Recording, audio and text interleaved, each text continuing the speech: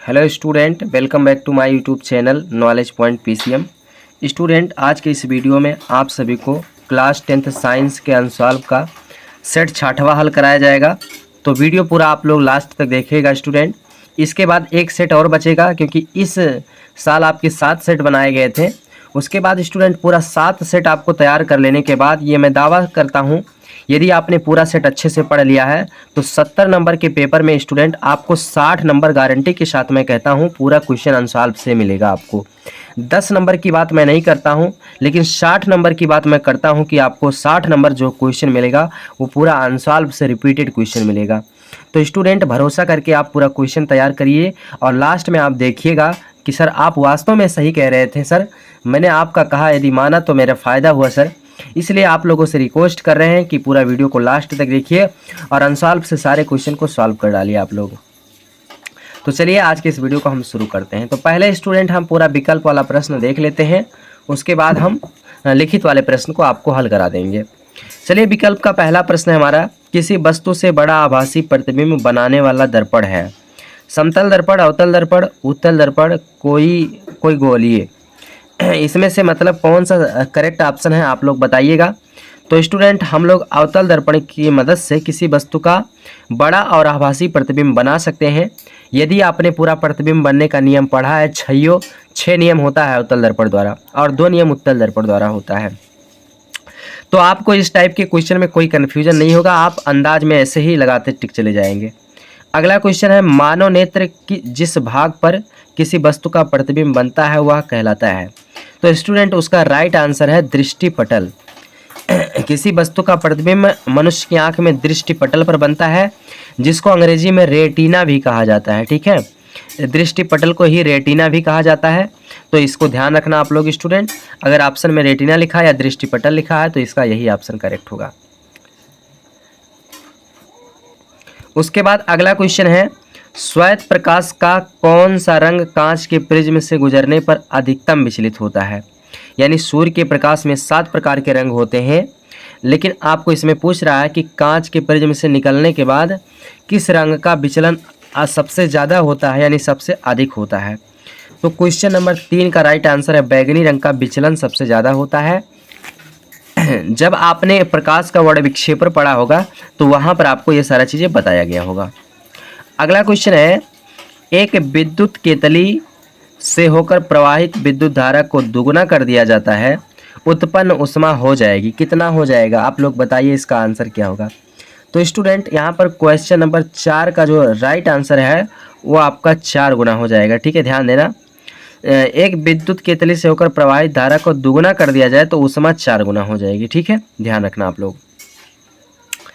अगला क्वेश्चन है स्टूडेंट, निम्नलिखित में से कौन सा किरण आरेख सही है। कौन सा किरण आरेख इसमें से सही है आप लोग बताइए। मतलब प्रतिबिंब बनाने के नियमानुसार जो होता है, कौन सा किरण आरेख सही है। क्वेश्चन नंबर 6 का स्टूडेंट कौन सा ऑप्शन सही है। तो इसका क्वेश्चन नंबर 6 का राइट ऑप्शन सी है, ये वाला सही है। यहाँ पर देखिए, जब कोई प्रकाश किरण छोड़ते हैं मुख अक्ष के समांतर वस्तु के पास है तो वो दर्पण से यहाँ से लेंस के मुख अक्ष के समांतर जाती है और ये लेंस के अपवर्तन के पश्चात निकल जाती है। इसको पीछे बढ़ाते हैं तो ये फोकस पर आकर मिलती है। तो इसका राइट ऑप्शन सी हो जाएगा। ठीक है, ध्यान देना आप लोग। अगला क्वेश्चन है, विद्युत मोटर एक उपकरण है जो परिवर्तित करता है। तो ये क्वेश्चन एग्जाम में नहीं आएगा, लेकिन अगर फिर भी यदि आप जानकारी चाहते तो मैं इसका आंसर बता देता हूँ। स्टूडेंट, यह विद्युत ऊर्जा को यांत्रिक ऊर्जा में बदलता है। ठीक है, ध्यान रखना, विद्युत मोटर जो होता है वो विद्युत ऊर्जा को यांत्रिक ऊर्जा में बदलता है और विद्युत जनित्र जो होता है वो यांत्रिक ऊर्जा को विद्युत ऊर्जा में बदलता है। तो एक दूसरे के अपोजिट होते हैं ये। अगला क्वेश्चन है स्टूडेंट, शुद्ध वायु है। शुद्ध वायु क्या है। एक प्रकार का समांगी मिश्रण है, धातुओं का मिश्रण है, यौगिकों का मिश्रण है, उपयुक्त में से कोई नहीं। तो शुद्ध वायु एक प्रकार का समांगी मिश्रण है। यहाँ पर क्वेश्चन नंबर 8 का जो राइट ऑप्शन देखा जाए स्टूडेंट तो ये पहला ऑप्शन करेक्ट हो जाएगा। ऑप्शन नंबर ये सही है, क्वेश्चन नंबर 8 का ऑप्शन नंबर। लेकिन यहाँ पर ये एक शर्त ये भी है, अगर केवल शुद्ध वायु की बात करें तो शुद्ध वायु में एक प्रकार का केवल ऑक्सीजन होता है। अगर उसकी दृष्टि से देखा जाए तो शुद्ध वायु अगर एक तत्व की दृष्टि से देखा जाए तो तत्व की दृष्टि से उसमें केवल एक ही प्रकार के तत्व हैं, तो इसमें से कोई ऑप्शन सही नहीं होगा यहाँ पर। इसके आधार पर तब ये सही हो जाएगा। तो ध्यान रखना, इस क्वेश्चन को लेकर के थोड़ा सा सस्पेंशन में अगर क्लियर कर दूं तो इसका सही ऑप्शन ये है, लेकिन एक प्रकार से ये भी थोड़ा बहुत सही लगता है, लेकिन ध्यान देना करेक्ट आंसर यही है इसका। अगले क्वेश्चन की तरफ हम लोग बढ़ते हैं मेरे प्यारे बच्चों। अगला क्वेश्चन नंबर 9 है, एल्कीन है, तो एल्कीन इसमें से कौन सा है? आपको पता है एक होता है एल्केन, एल्कीन, एल्काइन। तो एल्केन में डबल बॉन्ड पाया जाता है, इसमें कार्बन कार्बन के बीच डबल बॉन्ड पाया जाता है। तो यहाँ पर ये इसका C3H6 जो है ये एल्कीन श्रेणी का कार्बनिक यौगिक है, इसका सही ऑप्शन यही है। शुद्ध जल का पीएच मान कितना होता है? तो शुद्ध जल का पीएच मान 7 होता है। ये बहुत ज़्यादा इंपॉर्टेंट क्वेश्चन है, ध्यान रखना। इसका ऑप्शन सही हो जाएगा सी, राइट ऑप्शन यही सही होगा।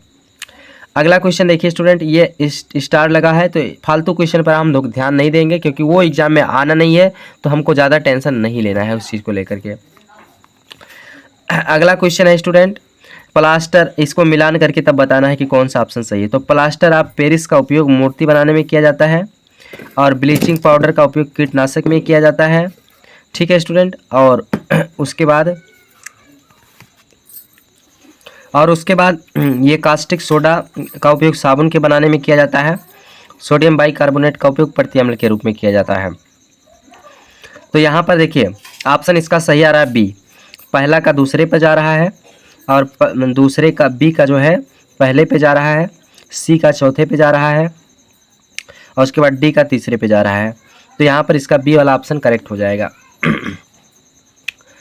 अगला क्वेश्चन नंबर 13 देखिए, इसमें कह रहा है निम्नलिखित में से मेथिल ऑरेंज मिलाने पर कौन सा लाल हो जाता है? NaCl, H2SO4, KOH और ग्लूकोज, कौन सा लाल हो जाता है? क्वेश्चन नंबर 13 का कौन सा ऑप्शन सही है? तो इसका ऑप्शन नंबर बी करेक्ट हो जाएगा, H2SO4 लाल हो जाता है। मेथिल ऑरेंज को H2SO4 में मिलाने पर यह लाल हो जाता है। ये क्वेश्चन नहीं आएगा, इसको छोड़ते हैं। अगला है मेंडल प्रसिद्ध थे, तो मेंडल आनुवंशिकता के क्षेत्र में प्रसिद्ध थे। क्वेश्चन नंबर 15 का जो राइट ऑप्शन है वो ए हो जाएगा। अगला है शुक्राणुओं का निर्माण होता है, तो शुक्राणुओं का निर्माण कहाँ पर होता है स्टूडेंट? ये मोस्ट इंपॉर्टेंट क्वेश्चन है। क्वेश्चन नंबर 16 जो है तो ये वृषण में होता है, शुक्राणुओं का निर्माण वृषण में होता है, ठीक। और अंडाणुओं का निर्माण अंडाशय में होता है।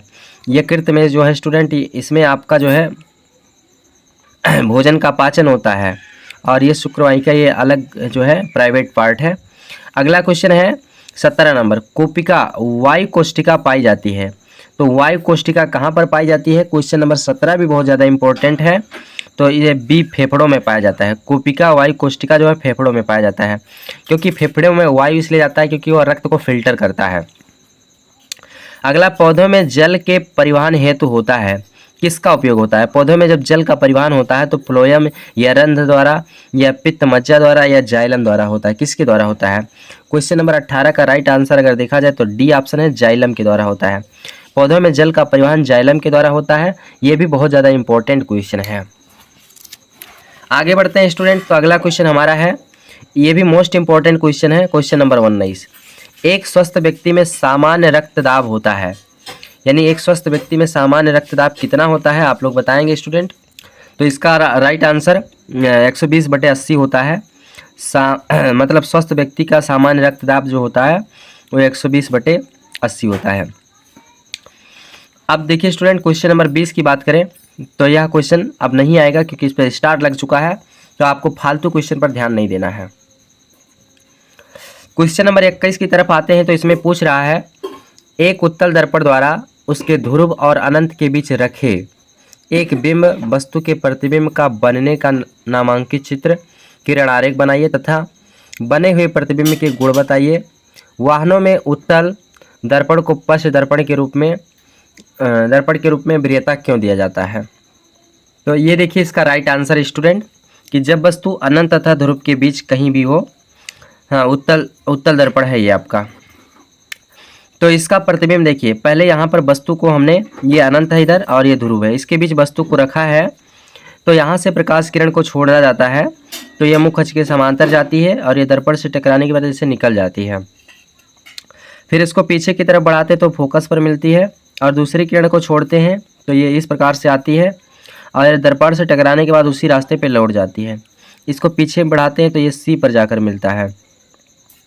दोनों एक दूसरे को कहाँ पर काटती हैं, तो ये फोकस और ध्रुव के बीच काटती हैं, तो यहीं पर इसका प्रतिबिंब दर्पण के पीछे जो है वस्तु से छोटे आकार का आभासी एवं सीधा बन जाता है। ठीक है, तो यहाँ पर आप यह सारा चीज़ लिख सकते हो कि इस स्थिति में वस्तु का प्रतिबिंब दर्पण के पीछे ध्रुव तथा फोकस के बीच सीधा, आभासी तथा आकार में वस्तु से छोटा बनता है। ये चीज़ आप इतना डिटेल्स में पूरा लिख दीजिएगा। उसके बाद बाकी शेष चीज़ें जो इसमें पूछा गया उसको भी देख लेते हैं। कह रहा है किरण आरेख बनाइए, तो ये काम कंप्लीट हो गया। किरण आरेख हमने बनाकर आपको दिखा दिया। अब इसके कह रहा है प्रतिबिंब के गुण बताइए, तो वाहनों में और इसका प्रयोग किया जाता है, तो इसको वरीयता क्यों दिया जाता है।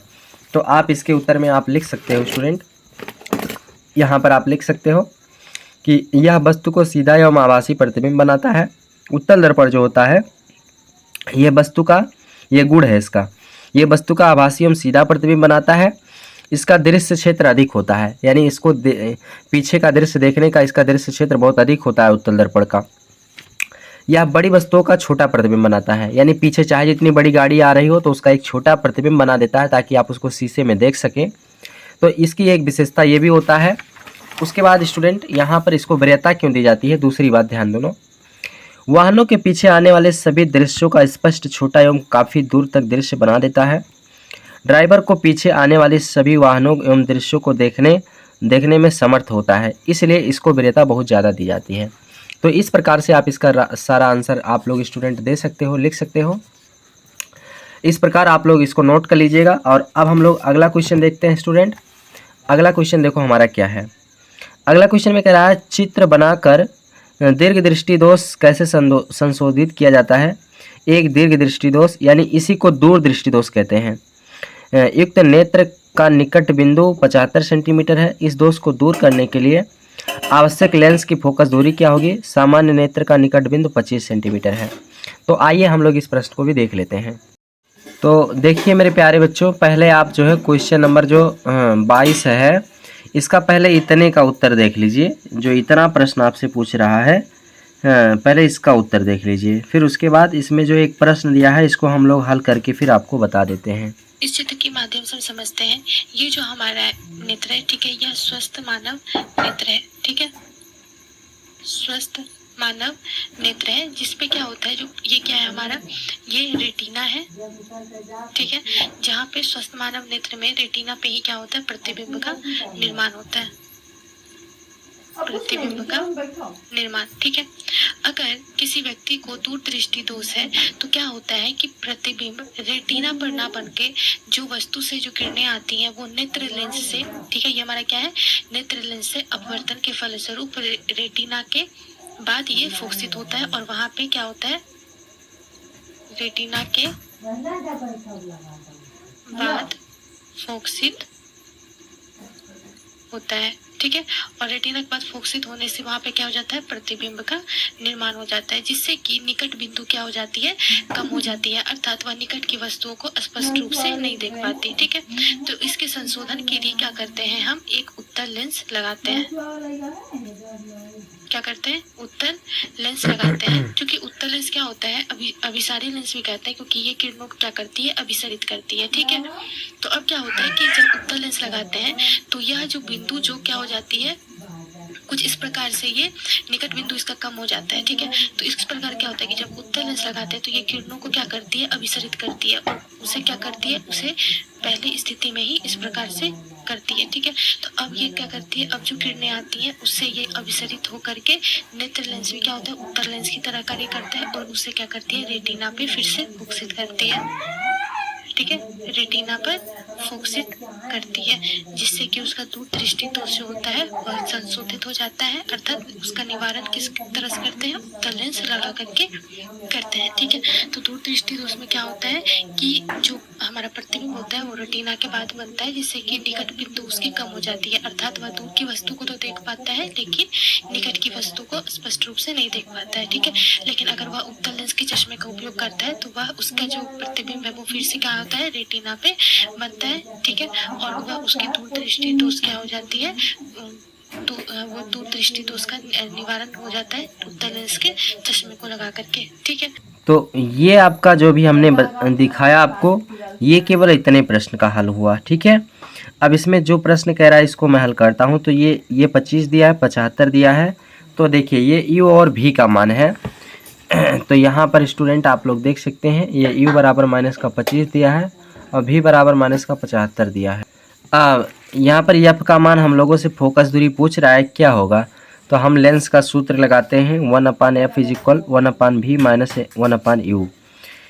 यहाँ पर भी का मान आपका माइनस का 75 है, रख लिया मैंने, और यू का मान आपका माइनस का 25 है, मैंने रख लिया यहाँ पर।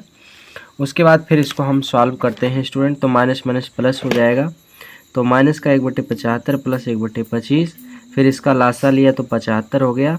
फिर यहाँ पर स्टूडेंट ध्यान दीजिए आप लोग, लासा लेकर के जब इसको हम सॉल्व करेंगे तो ये कट जाएगा, ऊपर -1 प्लस 25 दिया है 75, 3 आएगा, गुणा होगा, ऊपर 3 लिखा जाएगा, और +3 में से -1 निकल जाएगा, प्लस का 2/75 हो जाएगा। उसके बाद फिर जब इसको हम पलट देंगे तो ये भी पलट जाएगा, तो ये 75/2 हो जाएगा। तो यही स्टूडेंट सेंटीमीटर में इसका राइट आंसर हो जाएगा। नोट कर लीजिएगा, इस तरह से आप लोग इस प्रश्न को हल कर लीजिएगा। क्वेश्चन नंबर 22 का यह पूरा प्रश्न कंप्लीट हो गया। उसके बाद अगला क्वेश्चन है मेरे प्यारे बच्चों, इसमें कह रहा है 23 नंबर। ये बहुत इंपॉर्टेंट क्वेश्चन है कि किसी चालक का प्रतिरोध किन किन बातों पर निर्भर करता है। तो देखिए यहाँ पर इसका आंसर मैं आपको लिखे पूरा बता देता हूँ, उसके बाद फिर इस प्रश्न का हल भी आपको बता देता हूँ। किसी चालक का प्रतिरोध किन किन बातों पर निर्भर करता है। तो स्टूडेंट देखिए, किसी चालक का प्रतिरोध जो होता है वो यहाँ पर मैं बता देता हूँ लिख करके, इसका उत्तर जो है। तो देखिए, किसी चालक का प्रतिरोध चालक के क्षेत्रफल तथा उसकी लंबाई पर निर्भर करता है।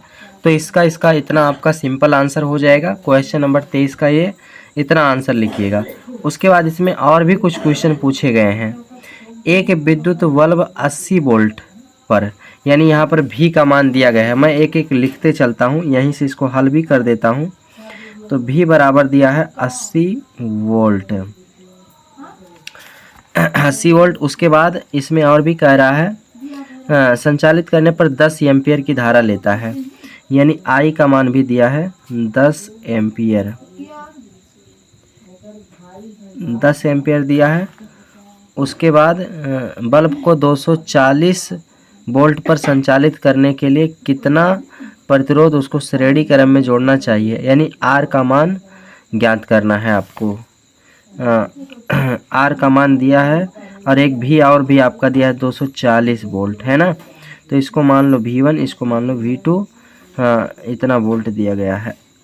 और उसके बाद इसमें आपसे पूछ रहा है किस चीज़ का मान, इसमें आपको प्रतिरोध का मान पूछ रहा है, यानी प्रतिरोध को किससे लिखते हैं, आर से लिखते हैं। तो आर का मान आपसे पूछ रहा है। तो चलिए मैं आर का मान आपको ज्ञात करके बताता हूँ। तो इसमें कुछ करना नहीं है, ध्यान दीजिए आप लोग। करना क्या है, पहले आपको वास्तविक विभव निकालना है। तो वास्तविक विभव निकालने के लिए अंतिम वाले में से आप प्रारंभिक वाला घटा दीजिए, ठीक है। तो भी बराबर यहाँ पर 240 में से 80 घटाएंगे तो 160 वोल्ट निकल करके आएगा स्टूडेंट। अब ध्यान दीजिए, आप आर का जो है ओम के नियम अनुसार फार्मूला लगा दीजिए, ठीक है। तो जैसे भी बराबर होता है आई आर, ओम के नियम अनुसार, ठीक है। तो भी बराबर आई आर होता है, तो आर का मान निकालना है तो भी अपान आई हो जाएगा।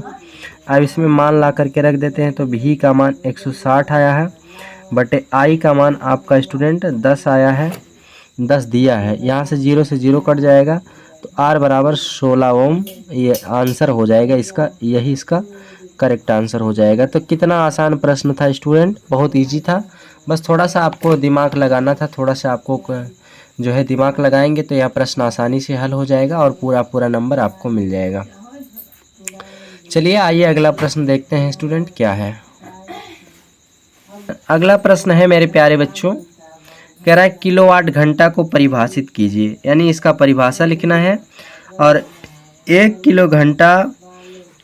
किलोवाट घंटा कितने जूल के बराबर होता है, बराबर होता है एक विद्युत केतली पर 220 वोल्ट तथा 2.5 किलोवाट अंकित है। यह 3 घंटे के लिए कार्य करती है। प्रयुक्त ऊर्जा तथा प्रवाहित धारा की गणना कीजिए, यानी W का मान निकालना है और I का मान निकालना है।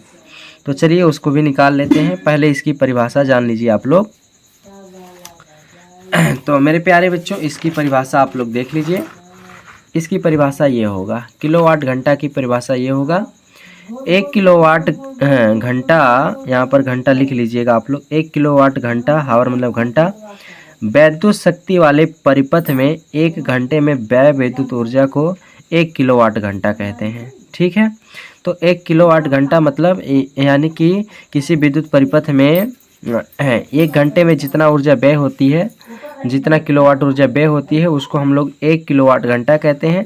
इसका फार्मूला होता है 1 किलोवाट घंटा में व्यय विद्युत ऊर्जा, यानी 1 किलोवाट घंटा में खर्च विद्युत ऊर्जा बराबर होता है वोल्ट, यानी कितना वोल्ट विभवांतर लगा, कितने एम्पीयर की धारा प्रवाहित हो रही, कितने समय तक प्रवाहित हो रही है, बटे 1000, उससे भाग कर देते हैं तो हमारा जितने समय में जितना ऊर्जा व्यय होता है वह चीज़ निकल जाता है। दूसरे रूप में इस फार्मूले को ऐसा भी लिख सकते हो स्टूडेंट। ठीक है, इस फार्मूले को ऐसा भी लिखा जा सकता है, तो आप ऐसा भी लिख सकते हैं। अब बाकी उसमें क्वेश्चन जो दिया है उसको आइए हम लोग सॉल्व करते हैं। तो चलिए उसको सॉल्व भी कर लेते हैं हम लोग। और इसी में एक चीज़ और भी पूछा है कि 1 किलोवाट घंटा कितने जूल के बराबर होता है। तो 1 किलोवाट घंटा जो है 3.6 × 10⁻6 जूल के बराबर होता है। तो यहाँ से ये हो गया। अब इसमें जो ये है इसको अब हम लोग हल करते हैं, तो ध्यान देना आप लोग। इसमें V बराबर 220 वोल्ट दिया है और 2.2 किलोवाट दिया है, घंटे दिया है। इसको मैं लिख लेता हूँ। तो आपसे दो चीज़ पूछ रहा है इसमें, प्रयुक्त ऊर्जा तथा प्रवाहित धारा की गणना करना है। दो चीज़ें आपको इसमें निकालना है। तो चलिए पहले मैं लिख लेता हूँ। यहाँ पर V बराबर दिया है 220 वोल्ट और ये W बराबर दिया है स्टूडेंट 2.2 किलोवाट। एक मिनट, ये P का मान है, सॉरी, 2.2 किलोवाट दिया है। ठीक है स्टूडेंट। उसके बाद समय बराबर दिया है 3 घंटे, 3 घंटे दिया है। तो इसमें आपको विद्युत ऊर्जा यानी W का मान निकालना है और उसके बाद दूसरा चीज़ आपको कह रहा है धारा का मान ज्ञात कीजिए। ये दो चीज़ आपको इसमें ज्ञात करना है। तो आइए हम लोग इसको ज्ञात कर लेते हैं। तो देखिए पहला चीज़ हम लोग ज्ञात कर लेते हैं स्टूडेंट। चाहे आप एनर्जी कहो चाहे W कहो, बात एक ही होता है। पहले प्रश्न देखो यहाँ पर आप लोग, प्रयुक्त ऊर्जा यानी यही तो निकालना है। तो इसका फार्मूला क्या होता है? तो इसका फार्मूला होता है W बराबर, यानी या चाहे W बराबर लिखो चाहे E बराबर लिखो, तो ये होता है P × T। अब यहाँ पर मैं मान लिख लेता हूँ, P बराबर W/T होता है। इसी से ये फार्मूला निकाला गया है। P बराबर होता है W/T, इसी फार्मूले से ये निकाला गया है। ठीक है, ध्यान देना है, तिरछा गुणा करके। अब यहाँ पर मान ला करके हम लोग रख लेते हैं स्टूडेंट। तो चलो W बराबर P का मान आपका 2.2 है, गुणे T का मान आपका 3 घंटे है। तो यहाँ पर W बराबर इसको हम गुणा करके लिखते हैं स्टूडेंट। तो ये हमारा 6.6 किलोवाट हावर आएगा। किलोवाट हावर आंसर निकल के आएगा। तो ये इसका एक आंसर ये हो जाएगा। अब दूसरा आंसर इसमें हम लोग को I निकालना है। तो चलिए I वाला फार्मूला भी लगा देते हैं। तो एक फार्मूला आपको पता है, P बराबर VI होता है।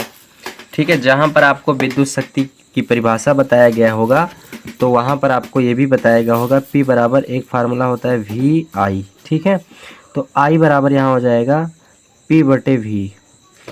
अब इसी पे हम लोग मान ला करके रख देते हैं। तो P का मान स्टूडेंट आपका कितना दिया गया है? P का मान आपका यहाँ पर 2.2 दिया है और बटे V का मान स्टूडेंट V का मान कितना दिया है? तो V का मान 220 है, 220। यहाँ से दशमलव हटा दीजिए तो ये हो जाएगा 22/2200। अब इसी में भाग कर दीजिए स्टूडेंट, तो जो भी आएगा वो राइट आंसर हो। और यहाँ पर एक चीज़ और भी है, ये आपका जो ये आया है वो किलोवाट में है, तो इसको हम वाट में चेंज कर लेते हैं। तो किलोवाट को वाट में चेंज करने के लिए 10⁻³ से गुणा कर दीजिए। ठीक है, अब यहाँ पर देखिए स्टूडेंट, इसको मैं लिख सकता हूँ इसको मैं लिख सकता हूँ 22 गुणे 10 की घात 3 और बटे इसको मैं लिख सकता हूँ 22 गुणे 2 जीरो है तो 10 की घात 2 लिख सकता हूँ।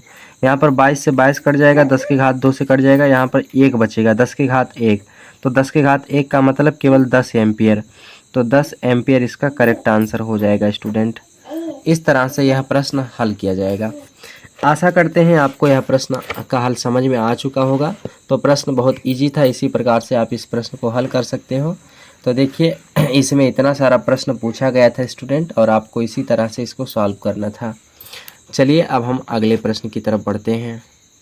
तो इसमें देखो पहला प्रश्न है, कह रहा है कि किसी चुंबकीय क्षेत्र में धारावाही चालक पर लगने वाले बल को बढ़ाने के लिए 2 उपाय बताइए तथा इस प्रभाव पर कार्य करने वाले कोई एक उपकरण का नाम बताइए। नामांकित चित्र की सहायता से फ्लेमिंग के बाएं हाथ के नियम लिखिए या बताइए। तो सबसे पहले देखिए इसका पहला प्रश्न का जो आंसर है वो आप लिखेंगे, यहाँ पर देख सकते हैं, धारावाही चालकों की लंबाई बढ़ा देने पर, धारावाही चालकों में तार के फेरों की संख्या बढ़ा देने पर। यहाँ पर स्टूडेंट होता क्या है, हाँ ये 2 उपाय जो पूछा था यहाँ पर ये 2 उपाय आप लिख देना और उसके बाद किसी एक उपकरण का नाम बताना है इस प्रभाव पर कार्य करने वाले। तो इस प्रभाव पर जो कार्य करता है वो विद्युत जनित्र है, ठीक है। अब यहाँ पर कह रहा है फ्लेमिंग के बाएं हाथ का नियम लिखना है। तो बाएं हाथ का नियम स्टूडेंट आप लोग देखिए कैसे लिखोगे। तो देखिए स्टूडेंट यहाँ पर आप लोग बाएं हाथ का नियम देखिए, ये आप किताब से देखिए बाएं हाथ का नियम, फ्लेमिंग के बाएं हाथ का नियम है। देखिए फ्लेमिंग का बाएं हाथ का नियम कहता है कि यदि हम अपने बाएं हाथ की अंगुलियों को, बीच की अंगुली को और मध्यमा अंगुली को नहीं मतलब बीच या मध्यमा अंगुली एक ही होता है, अंगूठा और तर्जनी और मध्यमा अंगुली को इस प्रकार फैलाएं कि ये एक दूसरे के तीनों लंबवत हों, तब ये अंगुली जो है मध्यमा है, ये धारा की दिशा को बताएगी और ये तर्जनी अंगुली चुंबकीय क्षेत्र B की दिशा को बताएगी और ये अंगूठा जो है चालक पर लगने वाले बल की दिशा को बताएगा। यहाँ पर आप लिख सकते हैं फ्लेमिंग के बाएं हाथ के नियमानुसार यदि हम अपने बाएं हाथ के अंगूठे तथा उसके पास की 2 उंगलियों को इस प्रकार फैलाएं कि तीनों परस्पर लंबवत हों, तब यदि पहली अंगुली यानी जिसको तर्जनी कहते हैं चुंबकीय क्षेत्र की दिशा को तथा दूसरी अंगुली मध्यमा यानी बीच की अंगुली चालक में प्रवाहित धारा की दिशा को बताएगा, यहाँ पर आप देख सकते हैं। और अंगूठा जो है चालक पर लगने वाले बल की दिशा को प्रदर्शित करेगा, यहाँ पर ऊपर की तरफ देखिए। तो इसको आप पूरा नियम लिख करके और इस चित्र को बना लीजिएगा तो ये पूरा आंसर कंप्लीट हो जाएगा, ठीक है स्टूडेंट।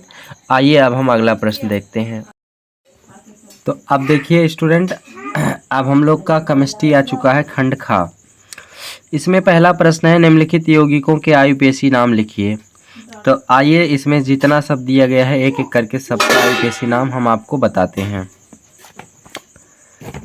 तो स्टूडेंट अब आप लोग ध्यान दीजिए एक एक करके। यहाँ पर देखिए पहला है, तो इसमें कुल मिलाकर के 3 कार्बन हैं और यहाँ पर पहले नंबर पे क्लोरीन जुड़ा हुआ है तो पहले इसका नाम लिखा जाएगा 1 क्लोरो और इसमें दूसरे नंबर पे प्रोपीन यानी डबल बॉन्ड है तो प्रोप लिख करके उसमें इन शब्द जोड़ देंगे तो ये हमारा प्रोपीन हो जाएगा, ठीक है।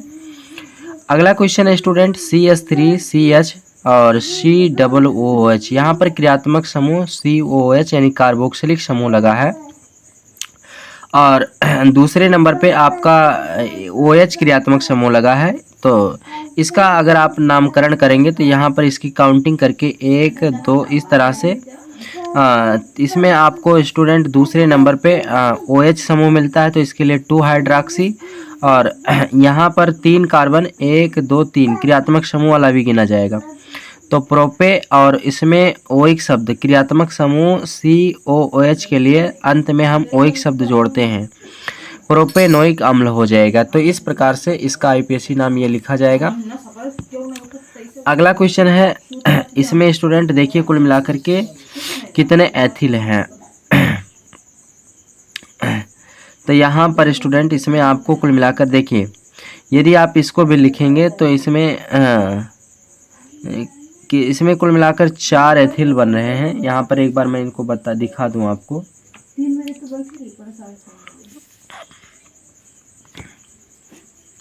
इनको अगर हम काउंट करके तब लिखते हैं तो इसमें 4 एथिल बन रहा है कुल मिलाकर के। 3 ये है और बाकी इसको जोड़ करके बनाएंगे तो 4 एथिल। और कुल मिलाकर के स्टूडेंट देखिए यहाँ पर 6 कार्बन के लिए हेक्स और 7 कार्बन इसमें कुल टोटल है। तो इसमें उसके लिए हेप्ट लिखा जाएगा और सिंगल बॉन्ड की वजह से उसमें एन शब्द जोड़ा जाएगा तो ये हेप्टेन हो जाएगा। ठीक है, इस तरह से इसका आईपीएसी नाम 4 एथिल हेप्टेन हो जाएगा। अगला क्वेश्चन है, यहाँ पर एक ही कार्बन से एक क्लोरीन और 2 हाइड्रोजन एक आयोडीन जुड़ा हुआ है। तो यहाँ पर इसका नाम देखिए 1 क्लोरो 1 ब्रोमो है ना, 1 आइडो है ना। देखिए 1 क्लोरो, यहाँ पर स्टूडेंट ध्यान दीजिए यहाँ पर Br रहेगा। ठीक है, ये Br रहेगा तब ब्रोमो लिखा जाएगा। तो यहाँ पर जब आप इसका वो लिखेंगे आईपीएसी नाम तो 1 क्लोरो यानी एक ही नंबर से क्लोरीन, एक ही नंबर से ब्रोमीन, एक ही नंबर से आयोडीन। तो 1 क्लोरो 1 ब्रोमो 1 आइडो और एक कार्बन है तो मेथ धन एन यानी मेथ में एन शब्द जुड़ेगा तो मेथेन हो जाएगा। तो ये इस तरह से इसका आईपीएसी नाम आप पूरा का पूरा लिखोगे मेरे प्यारे बच्चों। अब हम अगले क्वेश्चन की तरफ बढ़ते हैं। तो यहाँ पर आप देखिए आप लोग, ये अगर 26 की बात करें तो यह प्रश्न हट चुका है, इस पर आप बिल्कुल ध्यान नहीं देंगे, इग्नोर कर दीजिए इसको आप लोग, क्योंकि यह एग्जाम में आपके आएगा ही नहीं। अगला क्वेश्चन है, इसमें आपको कह रहा है निम्नलिखित रासायनिक समीकरणों को संतुलित कीजिए। तो इसको संतुलित करना है, तो देखिए कैसे कैसे संतुलित करोगे। इसमें टोटल जितना लिखा है मैंने पूरा लिख लिया है। देखिए यहाँ पर ये ग्लूकोज है, देखिए स्टूडेंट ये ग्लूकोज है। तो ग्लूकोज में यहाँ पर इसकी क्रिया ऑक्सीजन के साथ कराई जाती है, तो यहाँ पर कार्बन डाइऑक्साइड प्लस जल प्राप्त होता है। अब देखिए स्टूडेंट यहाँ पर इधर जितने कार्बन हो रहे हैं उससे गुणा कर दीजिए। तो यहाँ पर 6 का गुणा कर दीजिए, यहाँ पे भी 6 का गुणा कर दीजिए, यहाँ पे भी 6 का गुणा कर दीजिए। ठीक है, और उसके बाद काउंट कर लीजिए तो 6 कार्बन इस तरफ है, 6 कार्बन इस तरफ और हाइड्रोजन 12 है। तो यहाँ पर स्टूडेंट 6 दूना 12 हाइड्रोजन और ऑक्सीजन जो है ये देखिए कितना है, 6 दूना 12 6 18। तो यहाँ पर 6 दूना 12 और 6 18 ऑक्सीजन इस तरफ है, ये बराबर हो गया। अगला क्वेश्चन है, कैल्शियम कार्बोनेट की क्रिया HCl के साथ कराई जाती है तो कैल्शियम क्लोराइड प्लस जल प्लस कार्बन डाइऑक्साइड प्राप्त होता है। तो यदि मैं यहाँ पर HCl में 2 का गुणा कर दूँ तो यहाँ पर देखिए स्टूडेंट कैल्शियम के साथ दोनों क्लोरीन यहाँ से निकल जाएगा, कैल्शियम क्लोराइड बन जाएगा। उसके बाद प्लस यहाँ से स्टूडेंट दोनों हाइड्रोजन निकलेगा इसके यहाँ के एक ऑक्सीजन के साथ तो H2O बनेगा और यहाँ पर एक ऑक्सीजन निकल गया तो CO2 केवल बचा, तो ये CO2 लिखा जाएगा। अगला क्वेश्चन है, अमोनिया की क्रिया अगर हम हाइड्रोजन के साथ कर देते हैं तो देखिए सॉरी स्टूडेंट नाइट्रोजन की क्रिया अगर हम हाइड्रोजन के साथ कर देते हैं और यहाँ पर 3 का मल्टीप्लाई करके कर देते हैं तो ये अमोनिया प्राप्त होता है। फिर इसको बैलेंस करने के लिए यहाँ पर 2 का गुणा कर देता हूँ तो 3 दूना 6 हाइड्रोजन और 2 नाइट्रोजन, ये भी बराबर हो गया, ये आपका अमोनिया प्राप्त होता है।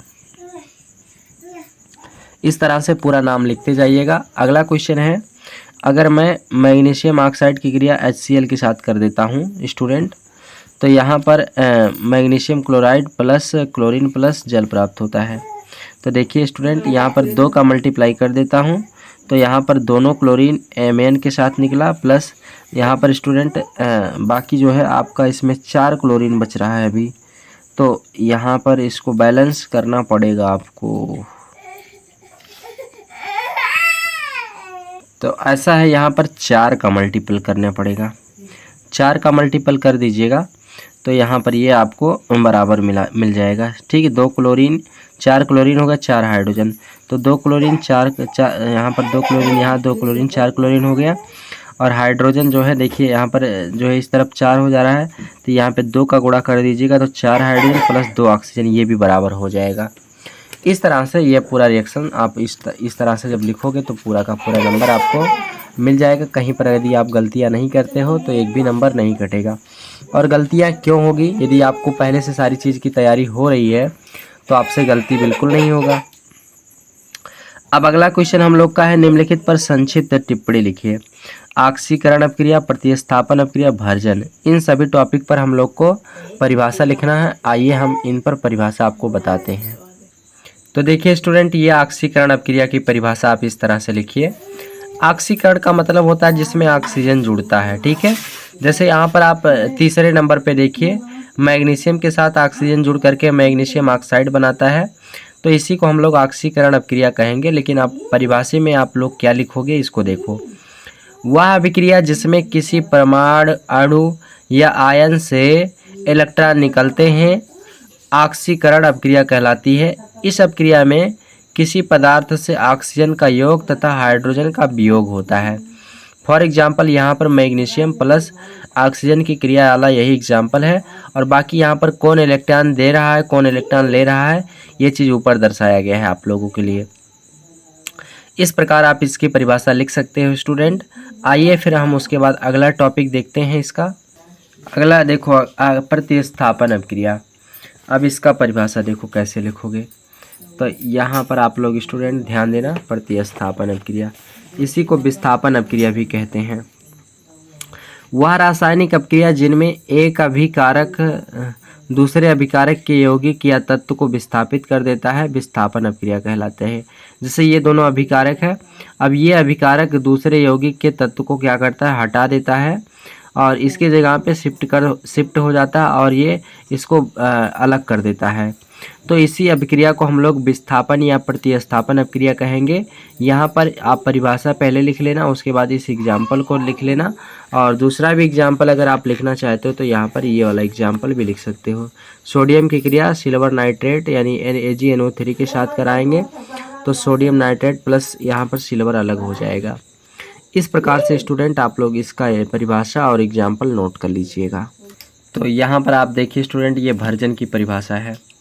भर्जन में क्या होता है, देखिए जो अयस्क प्राप्त होते हैं उसको उसके गलनांक से नीचे यानी उसके गलनांक से कम ताप पर वायु की नियंत्रित मात्रा में यानी जितना ज़रूरत होता है उतनी मात्रा में इसको एक परावर्तनीय भट्ठी में गर्म किया जाता है। तो इसी गर्म करने की क्रिया को भर्जन कहा जाता है, यानी उसको आग में भूजा जाता है, परावर्तनीय भट्ठी में उसको भूजा जाता है, इसी क्रिया को भर्जन कहते हैं। अब यहाँ पर भर्जन की क्रिया में क्या होता है, जिंक अयस्क जो होता है वो सल्फाइड के रूप में होता है और उसका ऑक्सीजन ऑक्सीकरण होता है, तो यहाँ पर वो ऑक्साइड में परिवर्तित हो जाता है और उसके अपशिष्ट जो है वो निष्कासित हो जाते हैं SO2 के रूप में। फिर यहाँ पर स्टूडेंट दूसरे स्टेप में उसको जो है ये पहला एग्जाम्पल है, और ये सल्फाइड के रूप में भी होते हैं, फिर वही चीज़ होता है तो ये ऑक्साइड के रूप में प्राप्त हो जाता है। इस प्रकार से आप भर्जन की परिभाषा लिख लेना और उसके बाद दोनों एग्जाम्पल में से कोई एक एग्जाम्पल दे देना स्टूडेंट। इस प्रकार से आप लोग का ये भर्जन वाला टॉपिक भी कंप्लीट हो चुका है। अब उसके बाद स्टूडेंट आइए हम लोग अगले टॉपिक पर चलते हैं। अगला टॉपिक हम लोग का जो भी है उसको भी देखते हैं। अगला टॉपिक है मेंडल के नियमों का वर्णन कीजिए, और उसके बाद एक आवृत्त बीजी पौधे में निषेचन के पश्चात होने वाले परिवर्तनों का विवरण दीजिए, और मानव के नर प्रजनन तंत्र का वर्णन कीजिए। तो स्टूडेंट देखो, ये प्रश्न छोड़ देना, ये प्रश्न एग्जाम में नहीं आएगा। बाकी आपके जो स्टूडेंट ये दो शेष प्रश्न हैं, मेंडल के नियमों का वर्णन और ये आवृत्त बीजी वाला पौधा और ये मानव के नर जनन तंत्र का सचित्र वर्णन, ठीक है। इनका आपको PDF का लिंक डिस्क्रिप्शन में मिल जाएगा, आप वहां से जाकर इसको डाउनलोड कर लीजिएगा स्टूडेंट, ठीक है, और वहां से आप इसको पढ़ लीजिएगा। इसलिए आज की इस वीडियो को यहीं पर समाप्त करते हैं। मिलते हैं किसी एक नेक्स्ट वीडियो में, तब तक के लिए जय हिंद, वंदे मातरम।